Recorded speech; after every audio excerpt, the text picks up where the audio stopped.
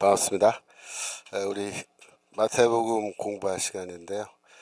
이제 오늘이 마지막 학기 말 수업 날이죠. 그래서 지금 현재 오늘 하면은 아마 지금 갖고 있는 노트 웬만큼 다 마칠 것 같습니다. 지난주에 207페이지 207페이지 하다가 시간이 다 돼서 중단했는데 지금 잠깐만요. 베드로전서 2장 5절. 잠깐만, 그 마태복음 그래도 한 절 하던 거 읽고 시작하겠습니다. 마태복음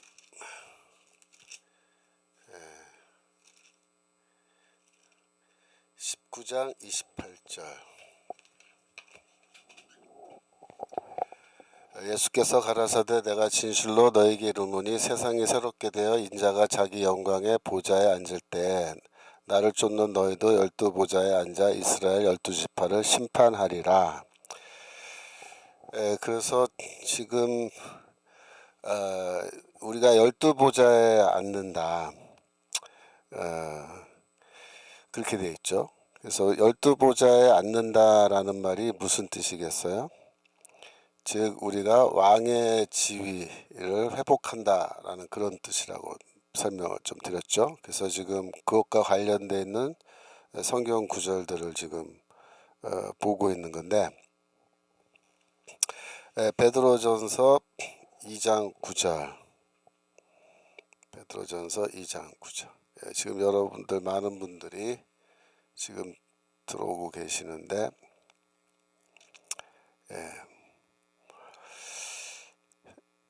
보겠습니다. 오직 너희는 택하신 족속이요 왕같은 제사장들이요 거룩한 나라요, 그렇게 되어 있죠. 그래서 요 왕같은 제사장이다, 거룩한 나라다라는 요 말이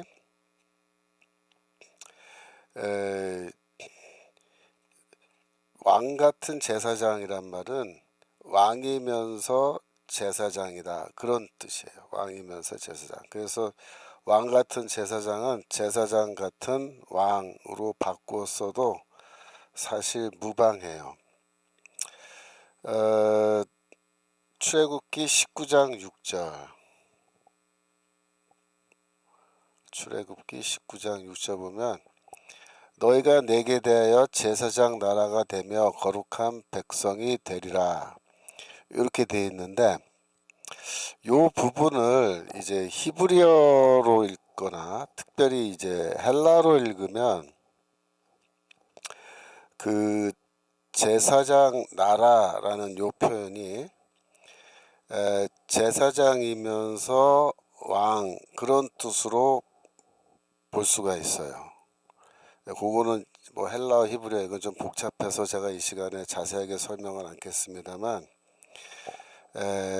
제사장 나라라고 했을 때 이 나라라는 요 말이 왕이란 말하고 유사한 단어예요. 같은 어근을 갖고 있단 말이에요. 그래서 제사장 나라라기보다는 왕, 제사장이면서 왕이 되며, 이렇게 해석할 수가 있어요. 근데 특이한 거는 뭐냐면 요 출애굽기 19장 6절을 인용하고 해석하는 유대교 문서 거의 대부분이 제사장이면서 왕으로 그렇게 해석을 하고 있는 거야. 그게 중요한 거예요. 제사장이면서 왕. 그래서 왕 같은 제사장 혹은 제사장 같은 왕, 이런 의미가 다 통해요. 여기서 다 통해요. 그러니까 베드로전서 2장 9절에 너희는 택하신 족속이요 왕 같은 제사장들이요 라고 할 때 왕이면서 제사장이라는 그런 뜻이 여기 함축되어 있습니다. 요한계시록 5장 10절.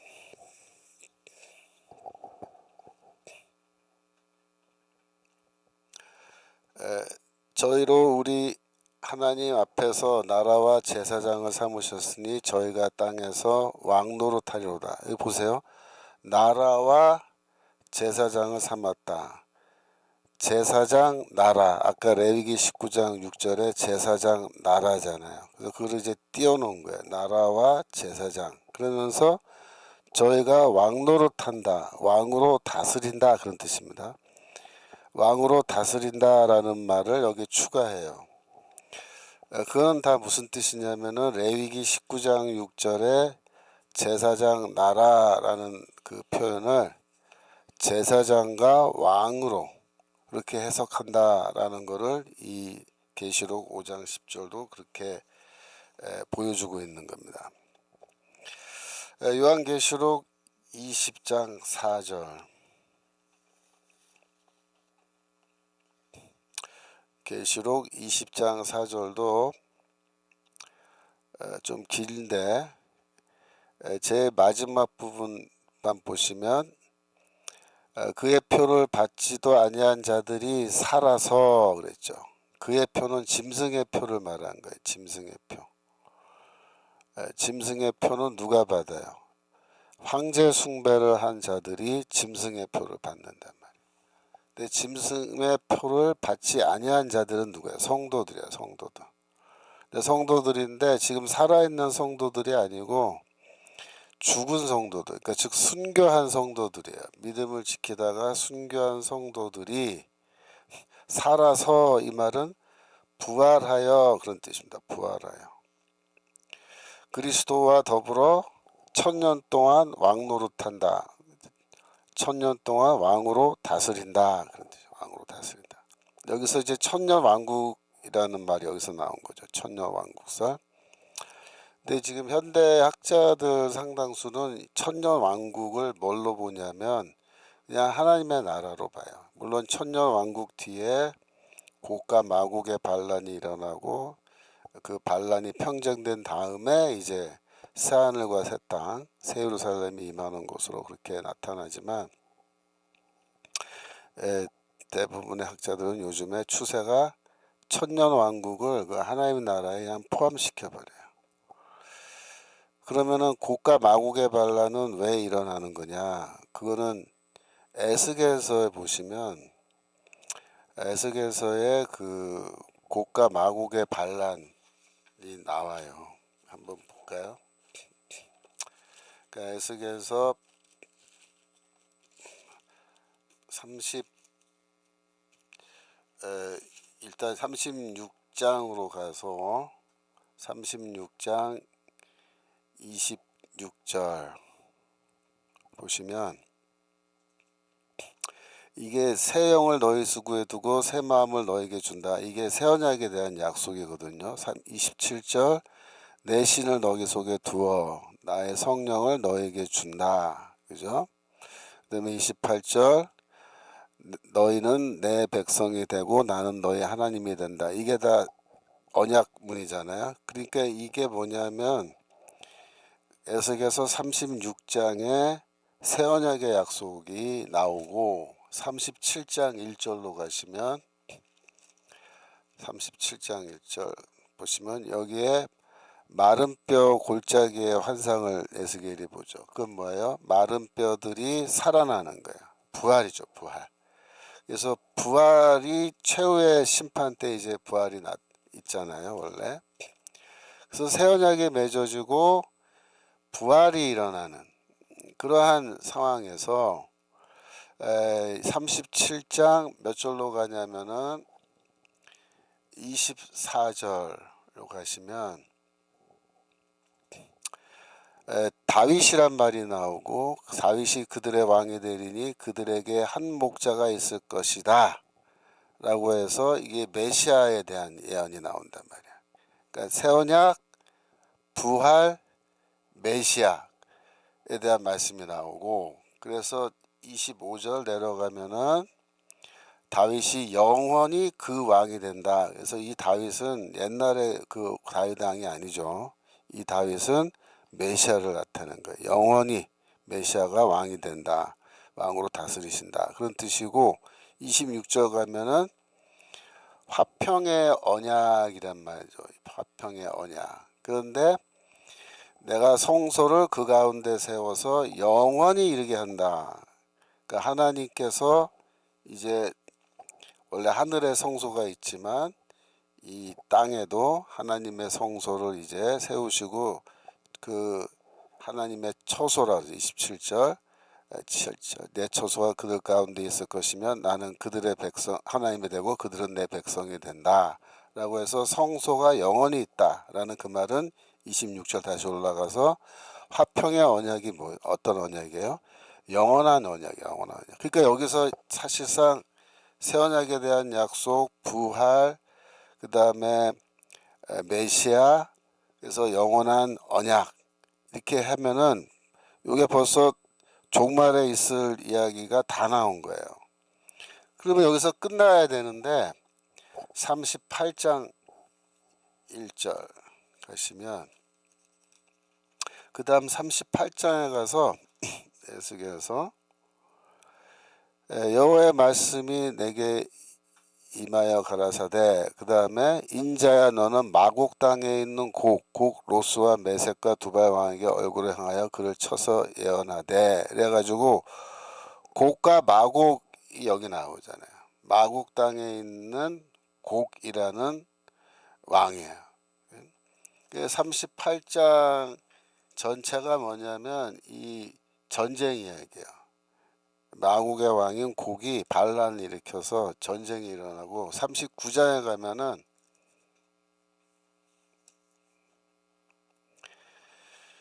이 39장 1절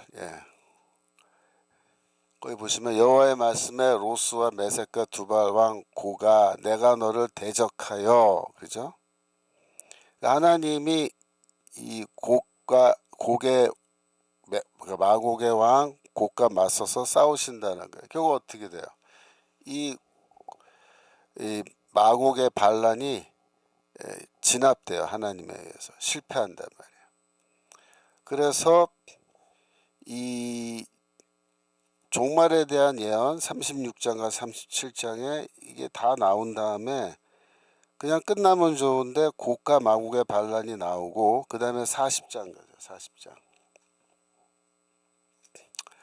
40장으로 가면은 40장 2절 하나님이 이상 중에 나를 데리고 그 땅에 이르러 나를 극히 높은 산 위에 내려놓으시는데 거기서 나무를 향하여 성읍 평상 같은 것이 있더라. 그래서 이 높은 산 극히 높은 산이 하늘에 있는 그 시온산인데 거기서 성읍 즉 도시로 보이는 어떤 하늘의 도시를 하나님께서 보여주신다. 그래서 이제 이게 뭐예요? 새 예루살렘이라 새 예루살렘. 요 순서가 그렇게 되어 있어요. 36, 37장에 종말에 일어날 일들 다 정리되어 있죠. 새 언약, 부활, 그 다음에 메시아, 영원한 언약.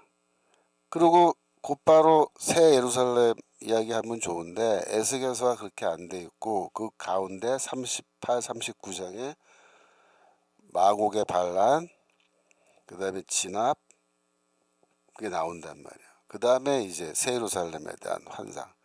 요 순서가 그렇게 돼 있기 때문에 이 요한계시록의 저자는 에스겔서를 굉장히 좋아해요. 어느 정도로 좋아하냐면 요한계시록에서 제일 많이 인용된 성경 구절은 다 에스겔서에서 제일 많이 인용돼요. 그래서 이 저자가 요한계시록을 쓰면서 에스겔서의 그 순서를 그대로 모방합니다. 그래서 곡과 마곡의 반란이 천년왕국과 새 예루살렘 사이에 들어가 있는 거예요. 그러니까 그거는 정말로 그런 게 일어나는 걸로 보는 거냐 할 때 상당수 학자들은 그거는 실제로 일어날 상황이 아니고 천년왕국이 곧 하나님 나라의 앞부분이고 바로 연결된다 그렇게 보는 거예요. 곡과 마곡의 반란은 실제로 일어나는 거라기보다는 에스겔서에 그렇게 돼 있으니까 요한계시록의 저자가 그거를 모방해서 거기에 넣는 건데, 실제로 요한계시록의 그 내용을 볼 것 같으면은 정말로 고가 마국의 반란이 일어나서 뭐 이렇게 되느냐, 그럴 가능성은 적다고 봐요. 왜냐하면 천년 왕국이라는 것이 아까 계시록 20장 4절 다시 보세요. 주세요. 천년 왕국이라는 것이 누가 천년 왕국에 들어가냐면, 내가 보좌를 보니 거기 앉은 자들이 있어 심판하는 권세 받았더라. 내가 보니 예수의 증거와 하나님의 말씀을 인하여 목배임을 받은 자, 이게 순교한 자들이죠. 그 자의 영혼과 또 짐승과 그의 우상에게 경배하지 아니하고 이마와 손에 그의 표를 받지도 아니한 자들이, 이거는 끝까지 믿음을 지킨 성도들이죠. 그러니까 순교한 자들과 끝까지 믿음을 지키다가 죽은 성도들인 거예요. 그들이 살아서, 그러니까 부활하여죠. 부활하여. 그러니까 이게 부활이 뭐예요? 에스겔서 37장에 나오는 마른 뼈의 환상이잖아요. 이게 살아서 그리스도로 더불어 천년 동안 왕노릇하니, 그죠? 이렇게 돼 있다고요. 5절 내려가시고, 6절 내려가시고, 7절. 천년이 참에 사단이 그 옥에서 놓여, 그죠? 나와서 땅의 사방 백성 곧 고과 마국을 미혹하고 모아 싸움 붙이, 이게 고과 마국의 반란이거든요. 전쟁. 근데 이 전쟁이 에스겔서 38장 39장에 나오기 때문에 이거를 삽입해 놓은 걸로 봐요. 삽입해 놓은 거. 그래서 중요한 건 6절인데, 여기서도 그들이 누구예요? 성도들이죠. 부활한 성도들이 하나님과 그리스도의 제사장이 되어 천년 동안 그리스도로 더불어 왕노릇 하리라. 그래서 왕으로 다스리신다. 그렇게 돼 있어요. 이거는 여러분들이 왜 이런 예수께서 이런 말씀을 하시는지 그 의도를 잘 이해를 하셔야 되는데, 이 창세기에 보면은 창세기 1장 26절 28절에 보시면, 창세기 1장 26절 28절 잠깐 보세요. 하나님이 인간을 창조하실 때에 하나님이 가라사대 우리의 형상을 따라 우리의 모양대로 우리가 사람을 만들고 그로 바다의 고기와 공중의 새와 육축과 온 땅과 땅에 기는 모든 것을 다스리게 하자라 했잖아요. 다스린단 말이 뭐예요? 왕으로 삼는다, 그런 뜻이잖아요. 28절 가시면 여기서 그들에게 복주시며 그들에게 이르시되 생육하고 번성하여 땅에 충만하라. 땅을 정복하라. 바다의 모든 고기와 공중의 새와 땅에 움직이는 모든 생물을 그다음 뭐야? 다스리라 라고 해서, 이 다스린다라는 말은 뭐냐면 아담을 왕으로 세우셨다, 그런 뜻이죠. 왕으로 세우셨다. 아담을 왕으로 세우셨다. 시편 8편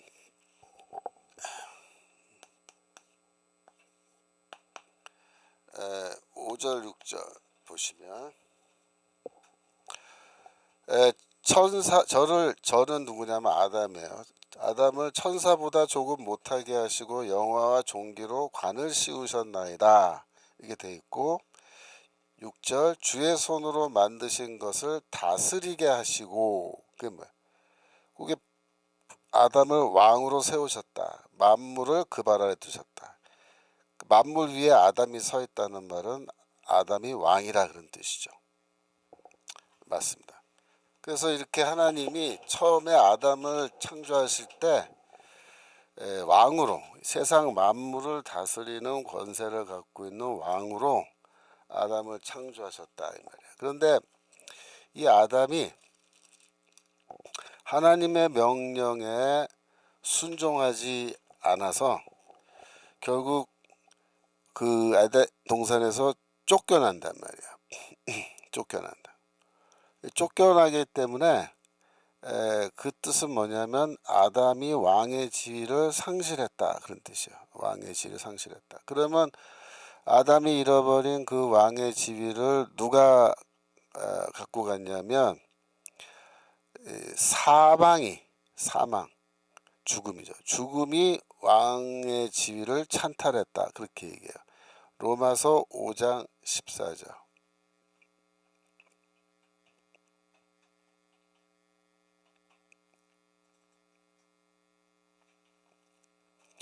그러나 아담으로부터 모세까지 아담의 범죄와 같은 죄를 짓지 아니한 자들 위에도, 그 다음 뭐예요? 사망이 왕노릇 하였나니, 이게 돼 있죠. 그러니까 죽음이 왕이 돼서 다스렸다, 그런 뜻입니다. 그 말은 다시 풀어서 설명하면은 이 원래 인간이, 그러니까 아담이 처음 창조될 때는 처음부터 수명이 정해져서 죽는 존재로 창조되지 않고 하나님과 영원히 살 수 있는 가능성이 열려 있는 그런 상태로 창조돼요. 왜냐하면 에덴 동산에 그 생명나무가 있었잖아요. 생명나무가 있으니까 그 생명나무의 열매를 먹으면 언제든지 아담과 하와는 영생할 수 있는 가능성이 열려 있다, 그렇게 볼 수 있어요. 그 원래 유대교 전승에서는 아담과 하와가 영원히 사는 존재로 창조되었다, 그렇게 얘기를 해요. 여하튼 영원히 살 수 있었는데 범죄함으로 죽음이 그들에게 임했고 그 이후에 이 모든 세상은 다 죽음이 지배하게 됐어요. 쉽게 말하면 죽음의 세력이 지배하는 거예요. 그래서 이 사망, 이 왕이 되는, 죽음이 왕노릇하는 그러한 상황이 발생했는데 이거는 하나님의 뜻이 아닌 거죠. 이거는 비정상적인 거예요. 그래서 이 문제를 해결하기 위해서 하나님께서 누굴 보내시냐면 예수 그리스도를 보내시는데, 예수 그리스도가 어떤 분이에요? 왕이에요, 왕. 예수 그리스도가. 그러니까 메시아는 왕으로서 온단 말이야. 메시아는 왕으로. 그걸 제일 잘 보여주는 게 다니엘서 7장 13, 14절. 다니엘서 7장 13, 14절. 내가 또 밤 이상 중에 보는데 인자 같은 이가 하늘 구름을 타고 와서 예적부터 항상 계신 자에게 나와 그 앞에 인도되매. 즉 하나님 앞에 누가 인도되냐면 인자라고 부릅시다. 하늘에서 구름을 타고 내려오는 인자가 인도되는데 14절, 그에게 권세와 영광과 나라를 주고 모든 백성과 나라들과 각 방언하는 자로 그를 섬기게 하였다. 그의 권세는 영원한 권세라 옮기지 아니할 것이요 그 나라는 패하지 않을 것이니라. 영원한 나라죠. 영원한 왕이에요. 그러니까 이 인자가 영원한 나라, 하나님의 나라의 왕이란 말이에요. 그러니까 하나님께서 왕권을 위임하여 세상을 다스리게끔 하신 그런 인자가 계시는데, 그 인자가 누구냐? 이거 인자가 바로 그리스도다. 이거 그리스도. 그 얘기하는 거예요. 인자가 그리스도. 그래서 이 예수 그리스도가 바로 누구냐? 인자라 이거죠. 인자. 그 인자는 뭐예요? 이건 또 뭐예요? 왕이에요, 왕. 그러니까 그리스도는 왕으로서 이 세상에 오셨다, 이런 말이에요. 그리스도는 왕으로서 이 세상에 오셨다. 그래서 그 그리스도가 십자가에서 죽으세요. 십자가에서 죽고 그 다음에 어떻게 부활하신단 말이에요. 죽고 부활하셔서, 부활하신 이후에 어떻게 됩니까? 부활하신 이후에 하나님의 보좌 우편에 앉으셨다. 우편에. 이렇게 말하는 거예요. 하나님의 보좌 우편에. 그래서 그리스도가 원래 하나님께서 임명하신 왕이신데 그 보좌를 비워놓으시고 이 땅에 인간으로 태어나시고 십자가에서 죽으셨지만 하나님이 그를 다시 살리사 하늘로 올리시는데 어디로 올려요? 하나님의 보좌 우편으로 올려요. 그러니까 뭐야? 이게 왕이시라고 또.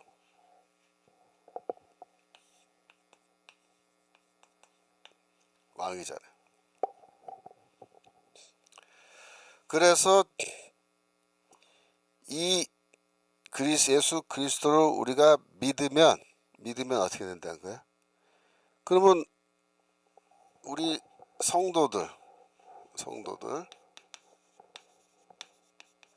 성도들이 죽으면 어떻게 돼요? 종말에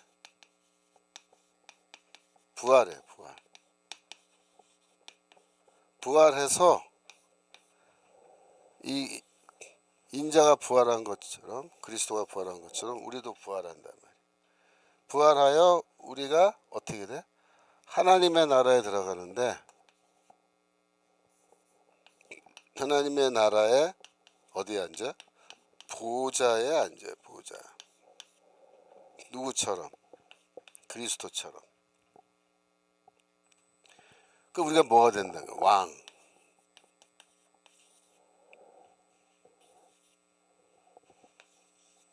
그죠? 아담이 왕이었는데 그 왕의 지위를 상실하지만 진정한 왕이신 예수가 오셔서 십자가에 죽고 부활하시고 승천하여 하나님의 보좌에 다시 복귀하시는 거예요. 복귀하셨으므로 우리가 그리스도를 믿고 죽으면 종말 때에 우리가 부활하는데 부활하여 어디에 들어가요? 하나님의 나라 들어가서 어디에 앉아요? 보좌에 앉아요. 그게 무슨 뜻이에요? 우리가 왕의 지위를 회복한다. 그러니까 아담이 잃어버렸던 왕의 지위를 우리가 다시 회복한다. 그런 뜻, 회복한다. 이게 진정한 의미에서 이 복음의 어떤 핵심이라고 말할 수 있어요. 로마서 5장 17절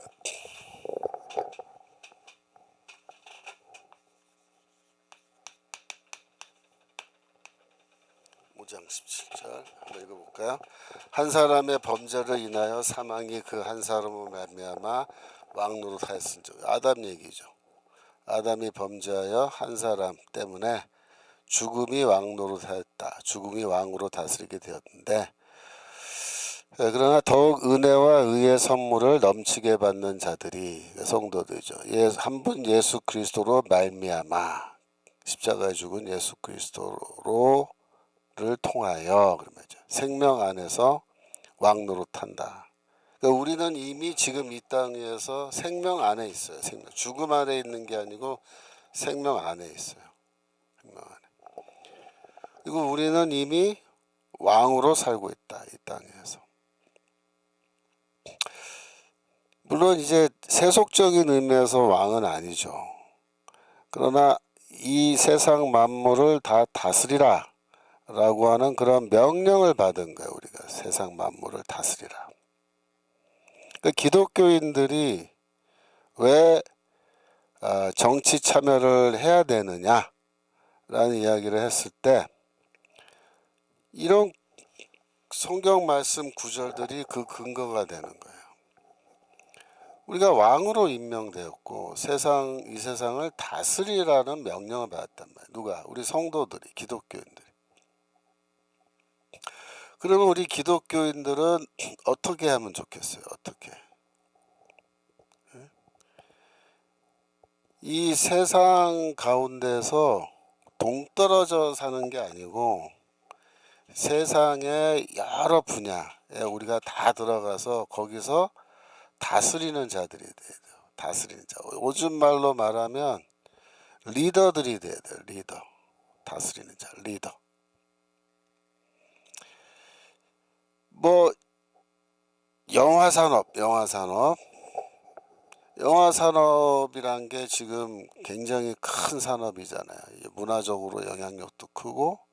그러면 영화 산업 분야에 우리 기독교인들이, 성도들이 거기 들어가야 돼요.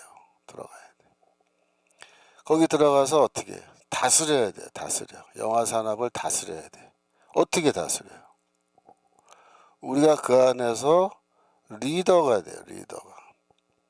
그 다음에 기독교 제작자들이 있어야 되고, 그 다음에 기독교 제작자란 말은 뭐냐면 기독교 자본가들을 말하는 거예요. 기독교 자본. 그러니까 돈이 있는 그런 기독교 자본가들이 영화 산업에 들어가서 거기서 자본을 대고 영화를 제작해야 돼요. 어떤 사람들을 동원하면 좋겠어요? 기독교인으로서 아주 좋은 시나리오를 쓰는 사람, 시나리오 작가. 그 다음에 또 감독이죠, 감독. 기독교 감독. 그런 사람들이 함께 힘을 합쳐서 뭐 우리는 뭐 기독교 영화사 그렇게 할 필요 없어요. 그 기독교란 말을 꼭 드러내지 않고도 그냥 뭐 무슨 21세기 영화사 이렇게 만들어 놓고 또 그 안에서 뭐 패션 오브 크라이스트 같은 그런 꼭 종교적인 영화만을 만들 필요도 없어요. 그냥 보통 영화 같은 건데 하나의 어떤 휴먼 드라마 이런 거를 만들어내는데 특별히 그 안에 기독교 신앙과 교회가 굉장히 중요한 역할을 하고 복음이 잘 반영되는 그런 영화를 만든단 말이에요. 그럼 그게 뭐야? 그게 세상을 다스리는 거예요. 그게 세상을. 그러니까 우리 자녀들을 참 우리가 잘 양육해서 좋은 그 미래 세대의 지도자들로 만들어야 되는데 다 신학교에 보내라 그런 뜻도 아니고, 그죠? 그 아이들이 갖고 있는 그 재능과 열정과, 그죠? 관심 그런 거에 따라서 그 안에서 다양한 리더들이 나오면 좋은 거야. 어떤 애들은 영화를 만드는 그런 분야로 진출하고 또 우리나라의 중요한 분야 뭐 교육 그죠? 교육 분야에 진출해서 우리나라 지금 공교육은 다 이제 뭐 엉망진창 다 망가졌잖아요. 이거 어떻게 이걸 다 다시 살려낼지 참 요원하지만 그러나 교육의 뜻을 갖고 있는 좋은 청년 기독교 지도자들이 또 교육 분야에 진출해서 이걸 새롭게 하고, 그죠? 정치 그렇죠. 정치 지금 뭐 민주당은 뭐 그건 정치인이라고 보기도 어렵죠. 그 사기꾼들인데 이번에 그 김민석이 그 청문회에서 나오는 거 봐요. 얼마나 사기치는지. 근데 그 부끄러운 게 김민석이가 제 숭실고등학교 후배고 1년 후배고 서울대 사회학과 저 또 1년 후배예요. 그 숭실고등학교에서 다 기독교 교육 우리 받고 했는데 김민석이가 지금 뭐 저기 어딥니까 그 성결교 저기 어디야 저기 그 동네 이름 거기 교회 집사라며요. 안수 집사. 근데 그 교회 목사님 자체가 거의 뭐 공산주의 사상에 많이 동조하는 그런 분이더만요. 그 영상을 보니까 그렇게 말씀하시던데 안타까운 일이죠. 하여튼 김민석이가 그 교회 집사라 그러면서 하는 말 보세요. 거짓말. 그러면서 국무총리 하겠다고 지금 저렇게 버티고 있는데 부끄러운 거죠. 그런 게 무슨 기독교 지도자겠어요. 근데 제가 참 한심하게 생각하는 거는 그 숭실고등학교 그 출신들 중에 그 기왕 김민석이를 또 자기 동문이라고 지지하고 이런 사람들이 있는 거예요. 한심한 거죠. 예, 저는 맞아요. 영등포 신길교회 맞습니다. 신길교회 안수집사죠. 신길 성결교회. 성결교회. 근데 그 성결교회 그 목사님이 이번에 뭐 총회장에 또 출마한대요. 그래서 성결교 안에서 또 보수적인 목사님들은 저 사람 총회장 되는 거 꼭 막겠다고 뭐 선거운동 하시는 것 같은데 그런 교회에 다니고 있는 거예요. 김민석이라는 인간이. 김민석이가 제가 그 뭐 사회학과 고등학교 때는 뭐 우리가 입시 공부하고 그런 거 하고 뭐 후배들까지 제가 잘 못 봤는데 한 번은 제가 그 졸업하고 고등학교 졸업하고 그러니까 대학교 1학년인가 2학년 그 어간이었는데 1학년이었겠네. 그 고등학교에서 모교에서 선생님들이 저보러 학교 한번 오라고 그랬어요. 그래서 전화가 와서 학교에 한번 갔더니 그 고등학교 3학년 그 후배들한테 한마디 하라고 그래서 제가 가서 뭐 격려하는 공부 열심히 하라고 뭐 하여튼 그런 얘기를 했는데 그때 김민석이가 거기 고등학교 3학년 때 앉아 있다가 질문을 했어요. 저한테 질문하면서 제가 오래돼서 기억을 뭐 정확하게 기억 못 하는데 대학교 가면은 그 뭐 이런 데모 이런 거 많이 할 수 있냐 그런 식의 질문을 막 했어요. 기억이 나요. 그래서 웃겨가지고. 근데 웃으면서 그랬어요. 지금은 공부 열심히 하고 데모하고 싶으면 대학교 가면 시커날 수 있으니까 걱정하지 마라. 내가 그런 식으로 저도 대답을 하고 웃은 것 같은데 하여튼 그런 녀석이었는데 대학교 와서는 사회학과 다니는데 그 제가 3학년 제가 3학년 때 제가 군대를 가고 그죠? 그러고 나서 제가 그 전이구나. 그 전에 한번 봤는데 그때 이제 그 서울대 총학생회 회장으로 그때 출마해서 뽑혔죠.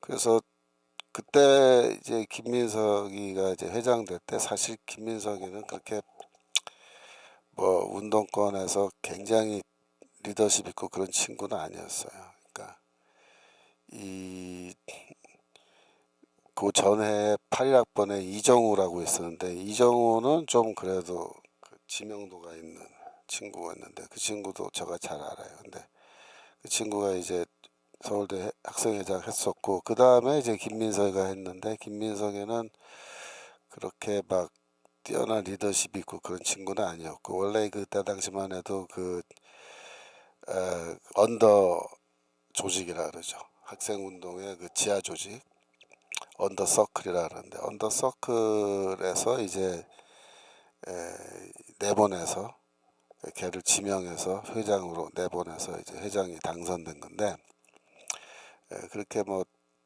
리더십이 뛰어난 친구는 아니었어요. 근데 85년도인가 그 미문화원 방화 사건 그런 것 때문에 이제 감옥 갔죠. 감옥 갔다 나왔는데 문제는 뭐냐면 85년에 감옥에 가고 86년에 주사파 주체 사상이 이제 대학가를 휩쓸어서 86년, 87년, 88년, 뭐 89년까지 해서 완전히 주사파가 학생운동과 노동운동과 모든 사회운동을 석권하게 되는데 그 사이에 김민석이가 이제 감옥에 있었단 말이에요. 그러니까 감옥에 있으니까 주사파 주체사상 공부를 못했죠. 그래갖고 나중에 이제 풀려났는데 함은경이도 이제 그런 케이스인데 감옥에서 나오니까 주체사상 주사파 천지가 된 거예요. 온 세상에다 주사파 천지가. 그러니까 동료들 같은 나이 또래는 물론이고 후배들도 다 주사파인 거야. 그러니까 물론 PD라 그래서 조금 있긴 있는데 그네들은 이제 막스 레닌주의 추정하는 애들인데 근데 PD는 얼마 없고 주사파가 다 장악하고 있으니까 그 함은경이 같은 애는 뭐야 이거 주사파. 그래서 이제 친구들과 후배들이 주사파 책 읽어보라고 준 거예요. 주사파 책 읽어보니까 자기는 도저히 이거는 받아들일 수 없다 이렇게 된 거예요. 그래서 나는 아이 그럼 난 관둔다. 그리고 손 털고 가서 그 군산인가 어디 가서 횟집한 거예요. 생선 횟집. 평생 동안. 그러다가 함은경이는 지난번에 한동훈이가 함은경이를 픽업해서 뭐 최고위원 뭐라나 그 국민의힘 비상대책위원인가 뭐 그런 데다가 뭐 집어넣었죠. 그때 민경우라는 그 사람도 했는데 민경우는 이제 추천해서 들어오자마자 뭐 노인비하 발언했다 그래갖고 바로 잘렸는데 민경우라는 사람은 주사파로서 그 통일운동 범민련이라 그러죠. 범민련에서 통일운동 하다가 나온 거예요. 주사파에서 이 사람은. 그래서 이런 사람들을 한동훈이가 그 차세대 리더로 국민의힘 차세대 리더로 그 추천해서 데리고 들어갔죠. 정신 나간 놈이죠. 여하튼 김민석이는 이제 감옥에서 나왔는데 나와보니까 뭐 똑같죠. 주사파 천지인데 그러니까 이제 친구들이 또 후배들이 와서 주사파 책 읽어보라 그랬겠죠. 근데 김민석이는 이제 함은경이랑 좀 다른 거예요. 함은경이랑 다른 게 얘는 그 계속 정치권에 이렇게 남아 있음, 학생 운동권에 남아 있으면서 정치권에도 들어가고 이렇게 했는데 그러면 이제 질문이 김민석이가 주사파냐 그 질문이에요. 김민석이가 주사파냐? 저는 아니라고 봐요. 저는 아니라고 보는데 함은경이는 주사파에 무릎 꿇기 싫다. 그래서 나는 횟집한다고 가버린 경우고 김민석이는 그 정치 이력을 쭉 보면은 그때 뭐 서울시장인가 그때 그 대통령 후보인가 그때 나왔다가 그 하여튼 뭐 완전히 망해가지고 결국은 이제 야인으로 떠들었는데 제가 보기에 그 무렵에 주사파에 무릎을 꿇은 게 아닌가. 주사파 애들한테 무릎 꿇은 게 아닌가. 그래서 지금 이재명이랑 같은 배를 타고 된 거예요. 근데 그렇게 할 때 그러면 김민석이를 누가 이렇게 픽업해 줬느냐. 그 형 김민웅이라는 그 김민웅 목사라는 형이 있어요. 그 사람이 아주 색깔이 진한 분이신데 김민웅이가 버티고 있었기 때문에 김민석이는 주사파랑 이 한 배를 탈 수가 있는 거예요. 그러니까 주사파 골수 멤버는 아니에요, 절대로.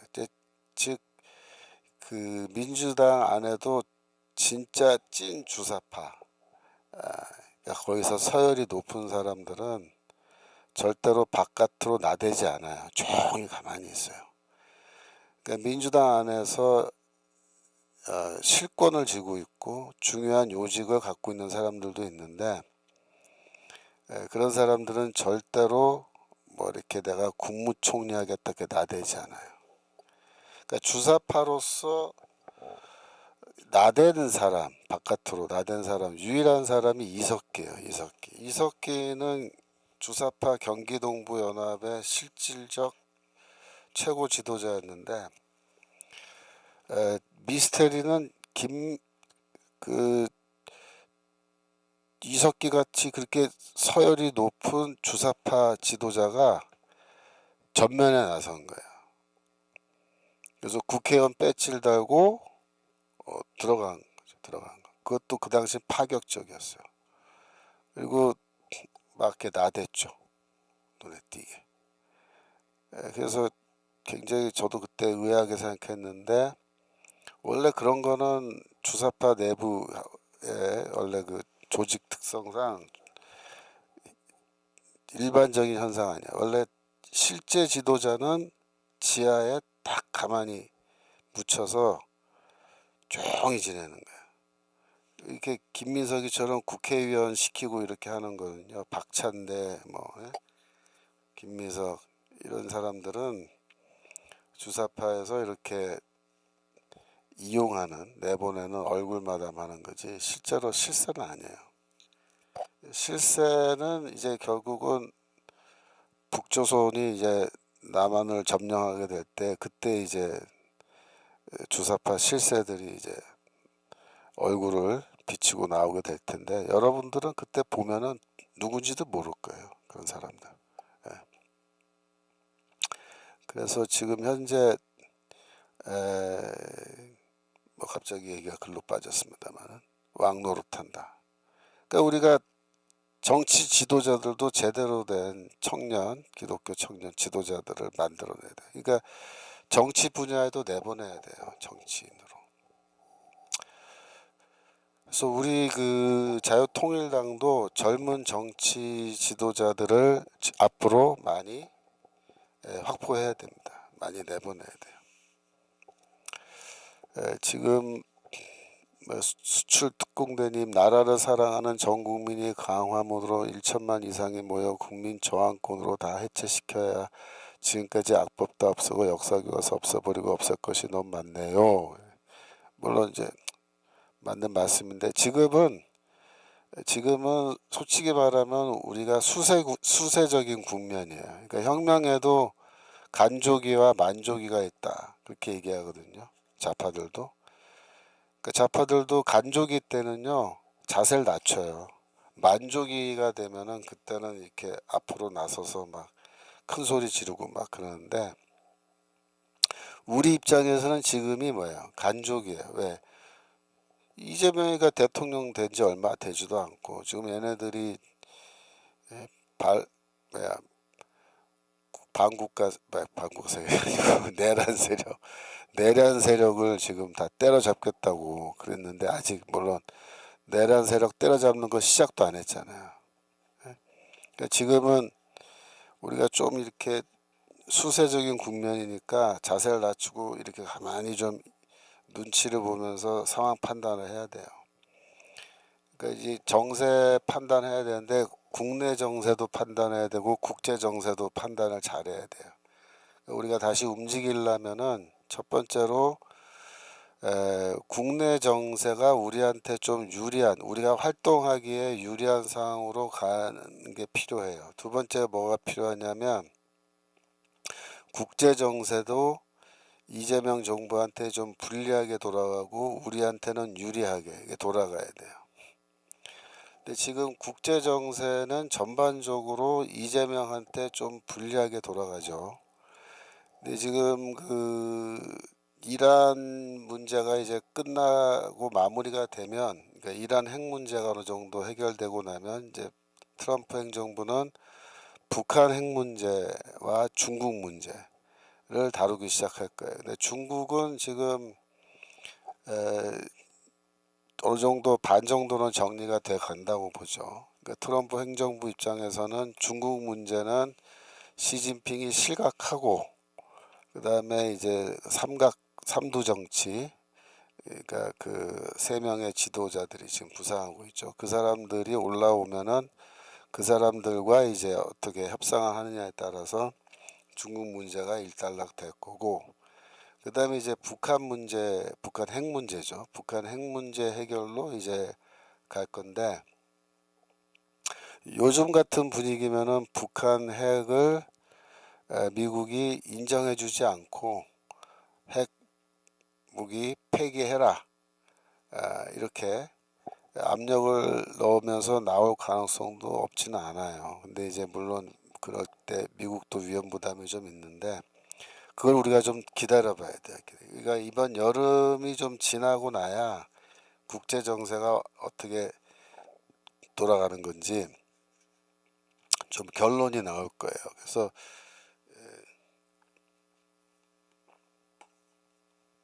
만약에 트럼프가 김정은이를 살려주는 쪽으로 가면은 그러면 우리한테는 좀 불리할 수 있어요. 그게 별로 안 좋을 수 있어요. 근데 트럼프가 만약에 김정은이를 살려주지 있고 저것도 제거하겠다. 무슨 정권 레짐 체인지, 정권 변화를 시도할 만하다. 그렇게 판단해서 북한을 압박하고 공세적으로 나오면 그때는 우리도 같이 공세적으로 갈 수 있는 좋은 환경이 되는 거예요. 그러니까 그런 거는 여러분들이 뭐 마음은 급하지만 지금 뭐 병아리님 잠도 안 오고 밥맛도 없어요. 그랬는데 그래도 잠 좀 주무시고 밥도 잘 드시고 이제 언젠가 또 싸울 날이 와요. 그때를 대비해서 체력 보강하시고 요즘은 좀 휴식을 취하시면서 이렇게 그동안 돌보지 못했던 집안일도 좀 돌보시고 그렇게 하면서 상황 돌아가는 걸 좀 봐야 됩니다. 국내 상황도 지금 이제 그 제일 중요한 거는 경제거든요. 경제는 결국 우리는 수출 주도형 경제 개발을 해놨기 때문에 수출이 잘 돼야 되는데 수출이 잘 안 되는 상황이 지금 되면은 그러면 경제 문제가 확 어려워져요. 그러니까 수출이 잘 안 된다라는 거는 단기적으로는 이제 관세 문제. 이게 관세가 올라가면 수출을 잘 못하게 되잖아요. 그죠? 그러면 당장에 이제 문제가 터져 나올 거고 관세 문제 외에 관세가 잘 타결되더라도 수출이 지금 안 되고 경제가 휘청할 수 있는 거는 뭐냐면은 지금 우리나라 국내 기업들이 상황이 다 안 좋죠.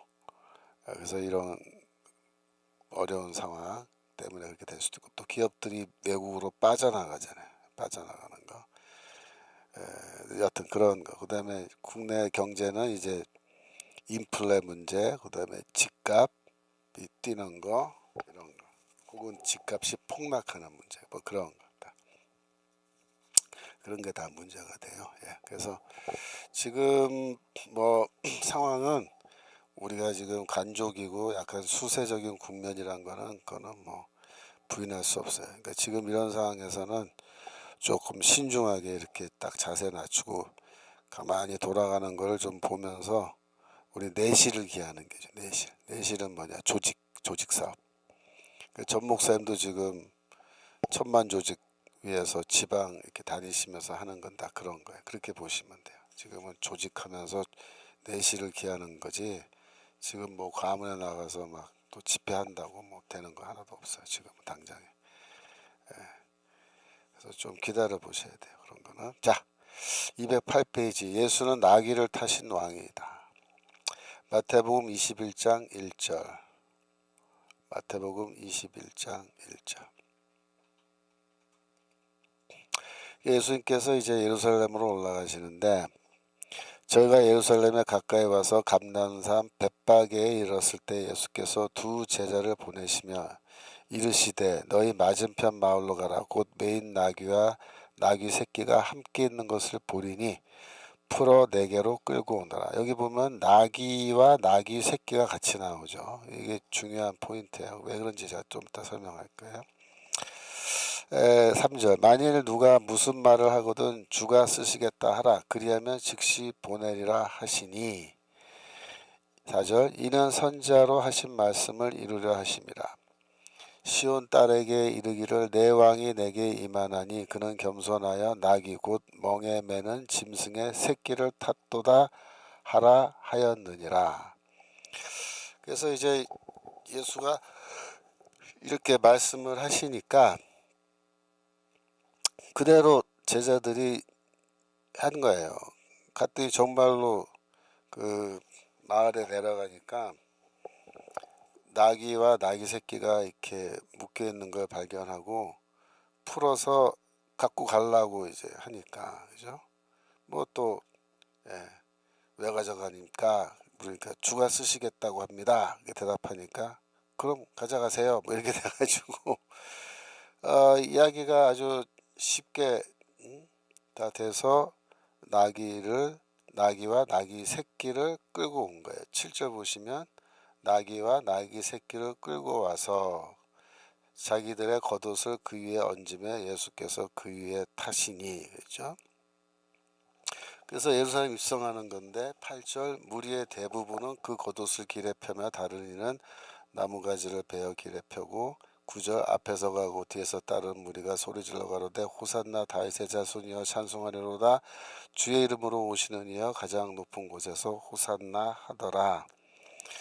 먼저 보실 것은 호산나라는 이 말이 주여 구원하소서라는 뜻이에요. 구원하소서. 근데 이게 시편 118편에 나오는 구절을 그대로 인용해서 노래를 만든 거예요. 118편 24절 25절부터 보겠습니다. 여호와여 구하옵나니 이제 구원하소서. 여호와여 구하옵나니 이제 형통케 하소서. 그러니까 여기 24절에 이날은 여호와의 정하신 것이라 이날에 우리가 즐거워 기뻐한다. 이게 뭐냐면 6월절을 가리킨 거예요. 6월절. 그러니까 6월절 때에 이 시편 118편을 읽고 또 그 당시에 이걸로 노래도 만들어서 부르고 이렇게 한 거예요. 근데 25절에 보면 여호와여 구하옵나니 이제 구원하소서. 이제 구원하소서라는 말이 히브리어로 호시아나 되죠. 호시아나. 그래서 호시아나라는 말은 나가 지금이란 뜻이에요. 호시아는 구원하소서라는 뜻이에요. 지금 구원하소서, 이제 구원하소서. 요게 호시아나인데 이거를 호시아나 이렇게 소리를 지른 건데 그걸 우리 한국말 번역할 땐 호산나, 호시아나, 호산나 이렇게 번역한 거예요. 그러면서 26절에 보시면 여호와의 이름으로 오는 자가 복이 있으며 그래서 여호와의 이름으로 오시는 분 그거를 마태복음에서는 주의 이름으로 오시는 이여 그렇게 사람들이 이야기한 거예요. 왜냐하면 여호와라는 말을 유대인들은 입에 올리지 않기 때문에 여호와의 이름으로 오시는 자를 주의 이름으로 오시는 분. 그러면서 주의 이름으로 오시는 분이 누구냐? 호산나 다윗의 자손이여. 그래서 다윗의 아들이다. 다윗의 아들. 그 다윗의 아들이란 말은 메시아 호칭이죠. 그죠? 마태복음 1장 1절에 아브라함과 다윗의 아들 예수 그리스도의 세계다. 자손이란 말은 아들이란 뜻이거든요. 그 다윗의 아들 누굽니까? 솔로몬이 아니고 메시아라 그랬죠. 메시아. 근데 문제는 그러면 왜 예수는 나귀를 타고 예루살렘에 입성하셨냐 하는 건데 마태복음 방금 읽은 21장 5절에 인용되어 있는 성경이 뭐냐면 스가랴서 9장 9절이에요. 스가랴서 9구.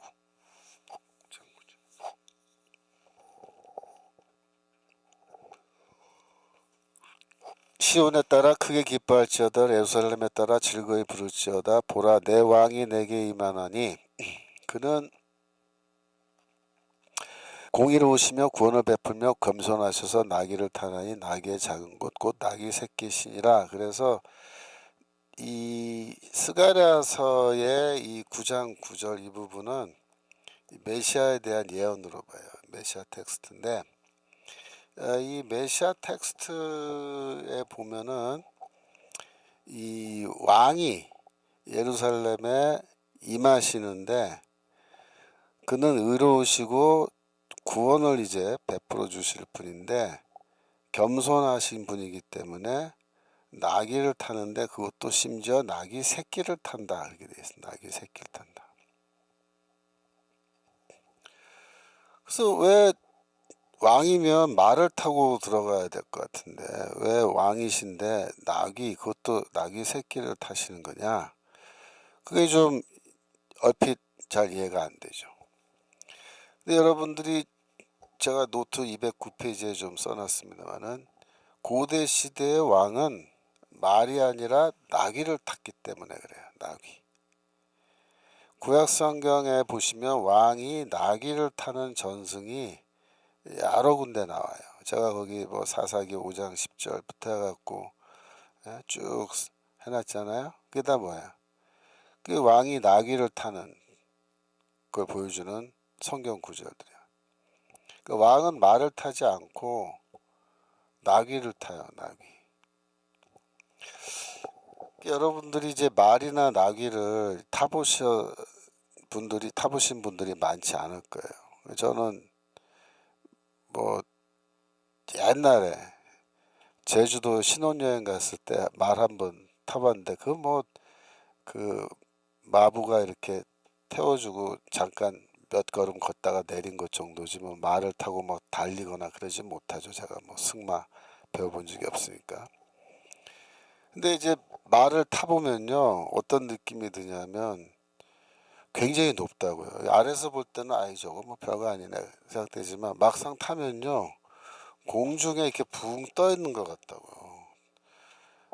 제가 낙타도 한번 타봤는데 그 신해산 올라갈 때 성지삽사 가서 낙타도요 되게 높아요. 그래서 아래서 볼 때는 별거 아닌 것 같은데 올라가면요 이게 높아서 겁이 난다고 떨어지면 다친단 말이야 이게. 근데 말은 달리면 또 얼마나 빨리 달려요. 거기서 떨어지면 그건 뭐 크게 다칠 수 있어요. 달리는 오토바이에서 떨어진 거랑 똑같은 거예요. 근데 나귀도 제가 한번 타봤어요. 나귀는 언제 타봤냐면 그때도 성지순례를 했는데 요르단에 페트라 갔으면은 페트라가 거기 넓거든요. 그러니까 나귀 타고 이렇게 돈 받고 나귀 태워주고 이렇게 이동시켜 준 사람들이 있어요. 주로 꼬마 아이들이 그 일을 하는데 한번 타봤어요. 경험상 나귀는 얼마나 빠른가. 근데 나귀를 탔는데 나귀는 좀 높진 않아요. 많이 높지는 않은데 말처럼 그래도 나귀도 타니까 이게 느낌이 또 공중에 붕 뜬 느낌이에요. 근데 이제 나귀를 타고 걸어가는데 따그닥 따그닥 따그닥 걸어가죠, 그죠? 근데 그게 이제 걸음이 빨라진단 말이에요. 그래서 일부러 그 꼬마애들이 나 놀린다고 나귀를 막 빨리 끌고 빨리 달려요, 이렇게. 그러니까 막 말처럼 달리는 거 아닌데 나귀가 좀 빠른 걸음으로 가는 거예요. 빠른 걸음으로 이렇게 가는데, 그 속도도요, 타보니까 겁나더라고요. 익숙하지 않으서 그런지 몰라도 처음에.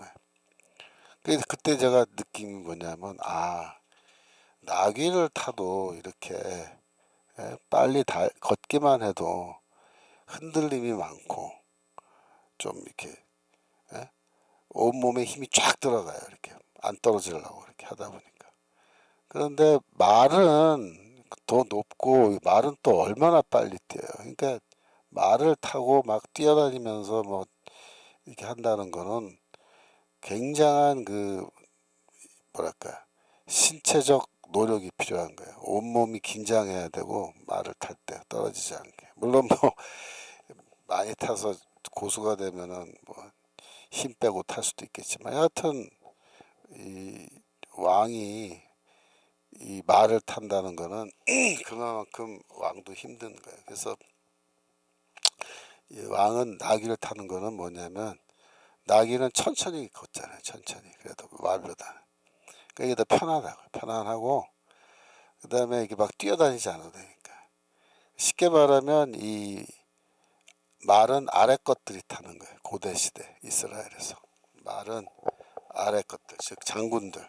전쟁터에 나가서 막 싸우는 장군들은 말을 타는데 막상 왕은 이렇게 말을 타는 게 아니라 나귀 타요. 나귀 타는 게 훨씬 더 안정감 있고 편안하다고.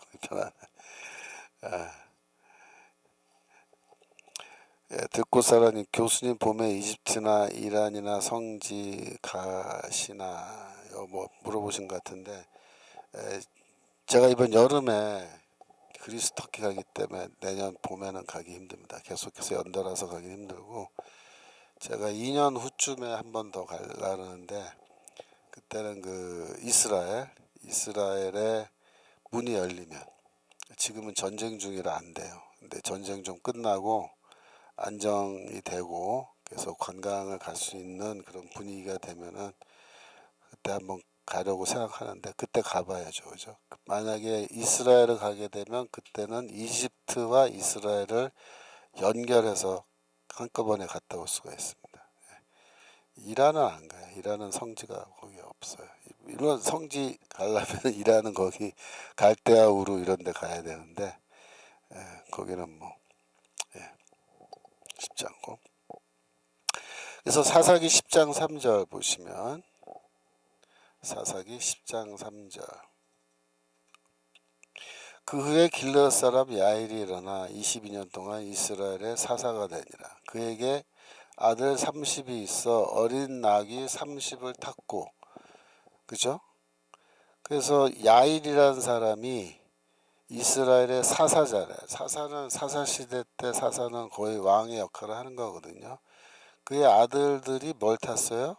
말을 안 타고 나귀를 탔다고. 근데 그것도 큰 나귀가 아니고 어린 나귀예요. 어린 나귀. 작은 거, 새끼.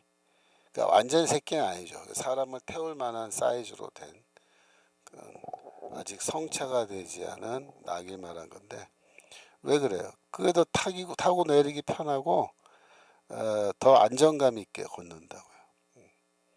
천천히. 그죠? 그러니까 왕은 도 왕자들이죠. 사사의 아들들이니까. 왕자들은 그 뭐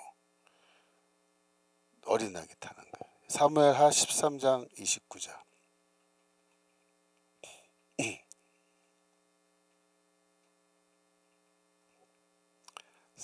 사무엘하 13장 29절. 압살롬의 13장 9절. 18장 9.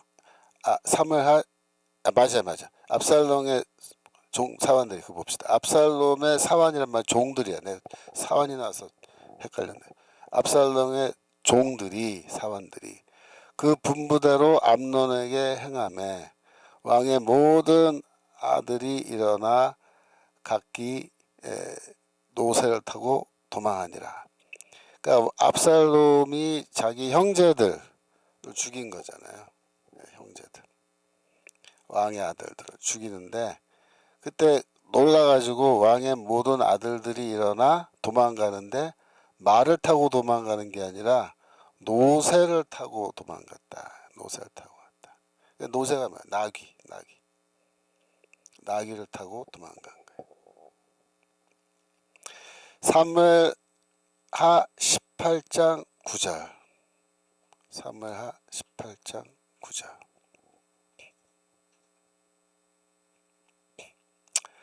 압살롬이 다윗의 신복과 마주치니라. 압살롬이 노새를 탔는데 그 노새가 큰 상수리나무 번성한 가지 아래로 지날 때 압살롬의 머리털이 그 상수리나무에 걸림에 저가 공중에 달리고 그 탔던 노새는 그 아래로 빠져나간지라. 이렇게 되어 있죠.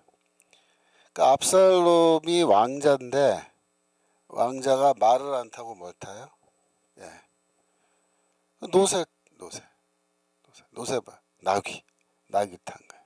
나귀. 그래서 이와 같이 몇 개만 살펴봤지만 이 성경에 보시면 고대 이스라엘 국가에서는 왕은 혹은 왕의 아들 왕자들은 이 말을 안 타요. 말을 안 타요. 이 나귀를 탄단 말이야. 나귀.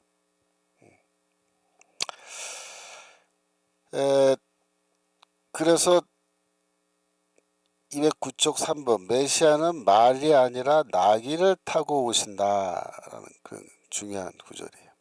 또 뭐가 있냐면 창세기 49장 11절인데 그 위에 잠깐 올라가 보세요. 10절. 이게 뭐냐면은 그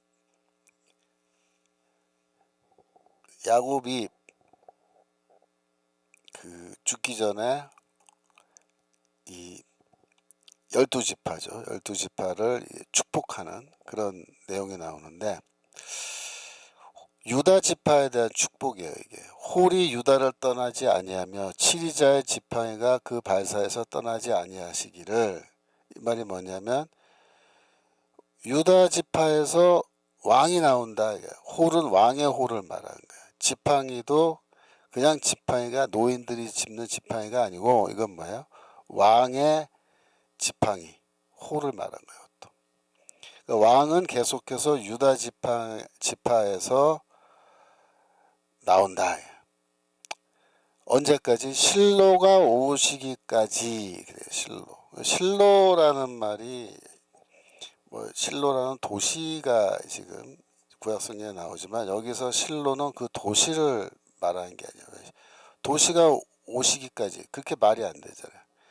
여기서 실로는 메시아를 나타내요. 이것도 이제 그 히브리어 스펠링 문제가 좀 복잡해요. 그래서 이제 학자들이 여러 가지 그 주장들이 나오는데 결론은 뭐냐면 여하튼 실로라고 하는 이 스펠링은 고대의 그 히브리어 스펠링이기 때문에 사실 조금 스펠링이 어려워요. 그래서 문제가 있어요. 그래서 요거는 크게 봐서 메시아를 가리키는 거 봐요. 왜냐하면 유대교 문서에 보면 이 구절 창세기 49장 10절을 패라프레이징을 했는데 실로를 메시아로 그렇게 번역을 해요. 유대교 문서에서 그렇게 패라프레이징을 한다고. 그러니까 메시아가 올 때까지, 그러니까 진정한 왕이신 메시아가 오실 때까지는 유다 지파에서 왕이 세워진다. 그 얘기예요. 유다 지파.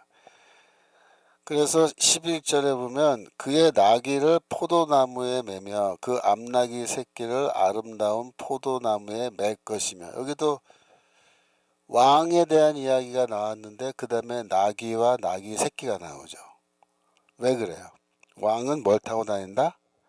나귀를 타고 다닌다. 나귀. 그래서 유다 지파는 나귀 탄다는 거야. 나귀. 이게 왕이 나귀를 탄다라고 하는 가장 오래된 전승이에요. 이게 창세기에 나오니까. 그래서 아까 우리가 읽었던 스가랴서 9장 9절의 그 내용은 이 창세기 49장 11절을 그 원자료로 해서 예언의 말씀이 생겨난 거예요. 메시아 예언이.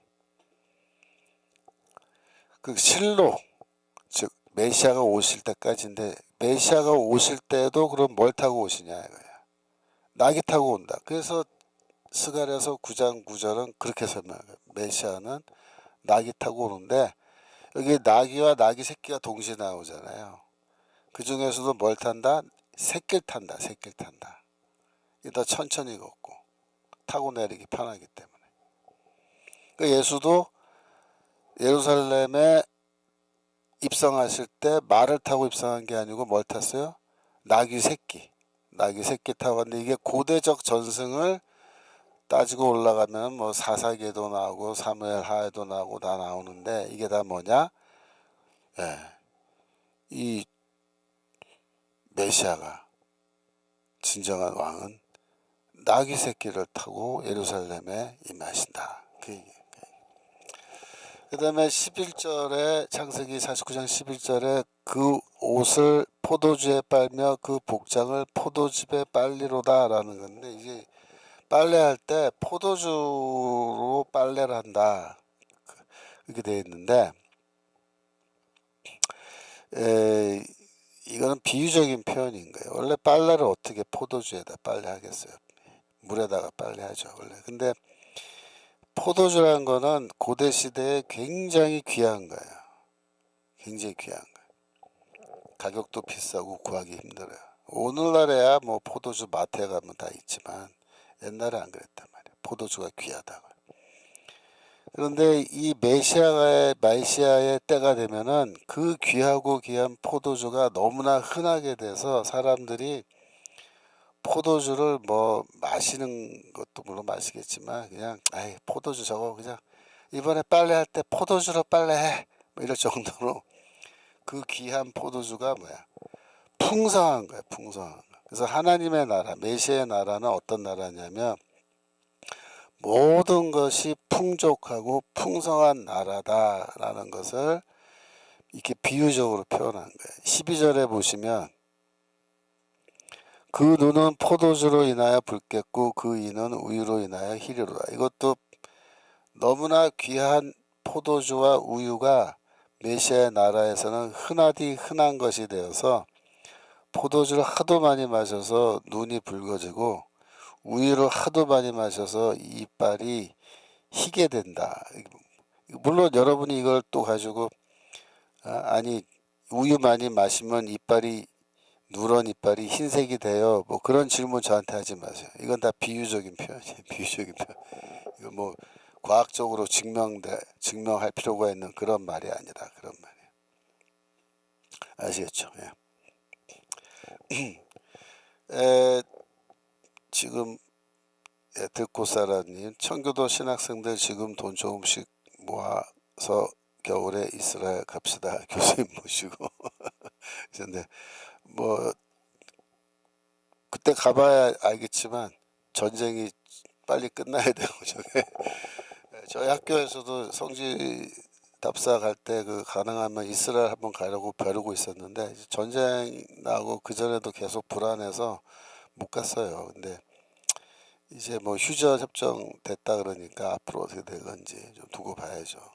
안전해야 돼요. 가서 위험하면은 부담이 너무 커서 못 갑니다. 사고 나면 큰일 나잖아요. 미리 뭐 갯돈을 좀 부어 놓으시든지 그건 알아서 하시고.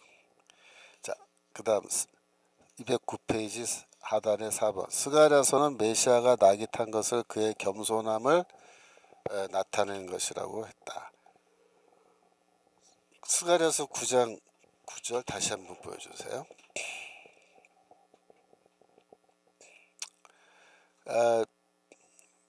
겸손하여 나귀를 타시고, 그죠? 겸손하셔서 나귀를 타나니 나귀의 작은 것 곧 나귀 새끼다. 그래서 겸손하신 분이다 메시아는, 그런 뜻이죠. 그 다음에 10절.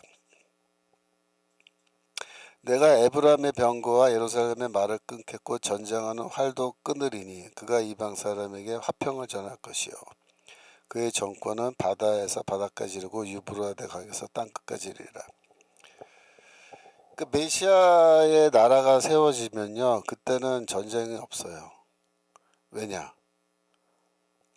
이 세상을 다 메시아가 정복하기 때문에 그래요.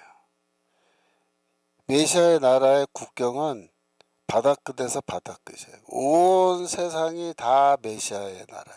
메시아는 온 세상의 왕이시란 말이에요. 뭐 나라가 두 개가 있어야 치고받고 싸우는데 온 나라가 다 하나예요. 온 세상이 다 한 나라야. 그러면 뭐 전쟁 어떤 나라랑 전쟁하겠어? 없어요. 그래서 그때는 에브라임의 병거와 예루살렘의 말 전쟁하는 활이 없어진다. 그런 뜻입니다. 그렇죠? 얼마나 좋아요. 그죠?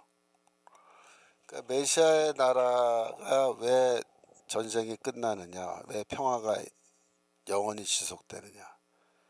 메시아가 온 세상을 다 지배하시기 때문에 그런 거예요.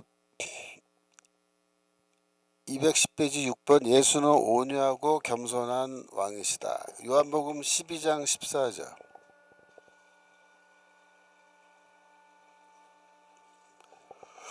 요한복음 12장 14절에서도 예수는 한 어린 나귀를 만나서 타시니 15절. 이는 기록된 바 시온 따라 두려워 말라 보라 너의 왕이 나귀 새끼를 타고 오신다 함과 같더라. 이거는 스가랴서 9장 9절 그대로 인용한 건데 요한복음은 좀 간단하게 이렇게 짤막하게 이 사건을 기록했죠.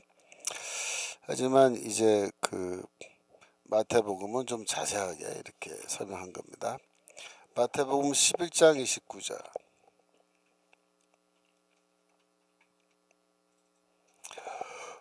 나는 마음이 온유하고 겸손하니 나의 멍에를 메고 내게 배우라. 그러면 너희 마음이 쉼을 얻으리니. 그러니까 나는 마음이 온유하고 겸손하다라고 예수 그리스도께서 본인이 직접 이렇게 말씀하신 거예요. 그러니까 이거는 예수의 성품을 우리가 그래서 말할 때 온유와 겸손이라고 그렇게 이야기하는 건데, 이 온유와 겸손이 예수 그리스도의 성품이시기 때문에 이 나귀를 탄 거는 그런 의미도 있다, 이런 그런 의미도 있다. 그러니까 아까 설명드린 것처럼 나귀가 속도가 느리고 타고 내리기도 편하고 앉았을 때 안정감이 있기 때문에 왕이 뭐 굳이 그 뭐 전쟁터 나가서 싸울 때 타는 말을 타고 이렇게 뛰어다닐 필요 없다 이거죠. 신하들은 말 타고 뛰어다니지만 우리는 왕들은 뭐다? 저 편안하게 이렇게 나귀 타고 돌아다닌다. 이게 되는 거예요. 결국 그 뭐랄까요? 예전에 그런 우스갯말이 있었어요. 우리나라의 그 테니스라는 운동이 처음 들어온 게 YMCA가 우리나라에 만들어지고 선교사들이 이제 그 테니스를 처음 가르쳤단 말이에요. 제가 하품이 자꾸 나오는데 제가 요새 목이 좀 매가지고 물 한잔 하고 오겠습니다.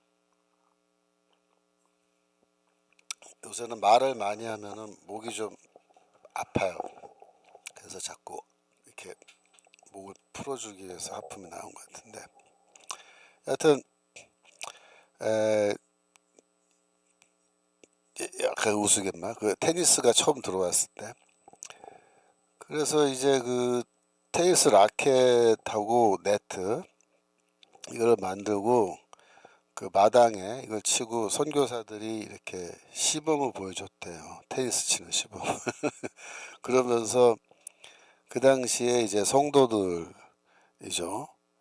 사람들한테 와서 한번 쳐보라고 그랬더니 그 양반인데 그 사람이 뭐라 했냐면, 아 양반이 왜 그런 걸 하냐, 어? 그런 것들을 아래 것들 시켜야 된다 그러면서 아래 것들을 시키라고 그랬다는 거야, 종들. 그 지금은 우리가 운동을 하기 위해서 테니스 많이 치는데, 그 당시 양반들은 테니스 보면서 저거 왜 더운데 이렇게 공 친다고 뛰어다녀, 쓸데없이 저건 왜 나보러 그걸 하라 그래. 그래서 아래 것들이나 하라 그러지. 그게 그 말이야. 왕은 나귀 타고 아래 것들은 말 타고 뛰어다닌단 말이, 뭐 그 시대 테니스 처음 한국 들어왔을 때 그랬단 거예요. 제가 원래 테니스 좋아하거든요. 그래서 저도 테니스 한 20년 넘게 쳤는데, 얼마 전에 손목을 좀 다쳐가지고 요즘 테니스를 많이 못 쳐요. 치면 손목이 아파서 한 세 게임 치면은 막 아프기 시작해서 잘 못 치겠더라고. 그런데 뭐 하여튼 운동에 여러 가지가 있지만 테니스가 좋은 운동이래요. 얼마 전에 통계가 나왔는데 사람의 수명을 연장시켜주는 운동 1등이 뭐냐면 테니스래요. 얼마나 연장시켜주냐면 뭐 9점 몇 년, 9.7년인가 그래. 거의 10년. 그러니까 테니스 치면은 한 10년 정도 더 산대요. 전 걱정해요.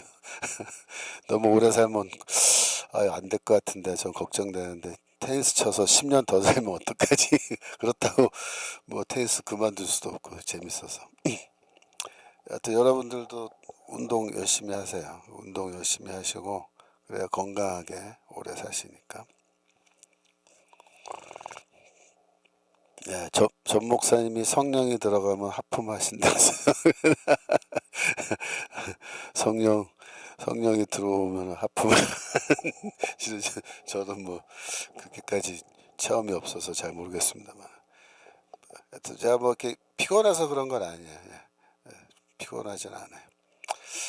자, 그래서 여러분들이 그 온유, 그러니까 예수는 왕이신데 온유하신 거예요. 근데 그 시대는요, 왕이 온유한 왕이 없습니다. 여러분 고대 시대 왕은요 다 폭력적이고 거칠고 거만하고 교만하고 자기 자신을 뭐 신이라고 하나님이라고 높이고 막 그러는 거지, 온유하고 겸손한 왕 그런 거 없어요.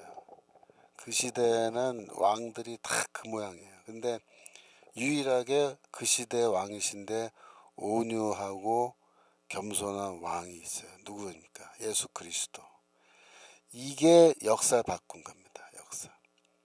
오늘날에는 그래서 우리가 어떤 지도자를 선호해요.